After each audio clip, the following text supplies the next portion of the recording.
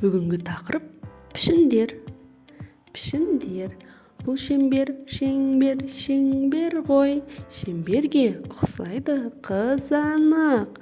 Алма мен доп бар, домалақ. Күніміз шеңбер боп айналады.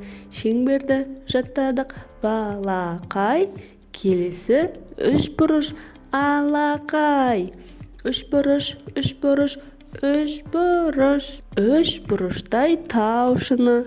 Үшбұрыштай шатырлар. Үшбұрышты пиццаның тілімі. Үшбұрышты шыршада. Үшбұрышты жаттадық барынша. Келесі пішін бізде сопақша.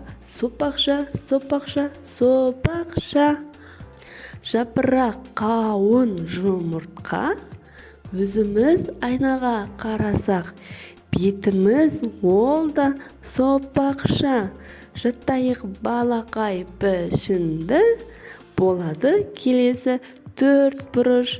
Төртбұрыштай үстелім. Кітап, дәптер тақтада. Терезем де төртбұрыш. Кіріп шығып жүретін есігім де төртбұрыш. Теледидар, шкафтар, бәрі төртбұрыш. Жаттадық біз балақай төртбұрышты пішінді. Шаршы деген пішін бар. Төртбұрышқа ұқсаған, бірақ теңдей төрт жағы. Шаршы бар. Кубик, жастық, орамал, шаршы пішін секілді. Сурет, шахмат тақтасы, шаршы деймін мен мұны.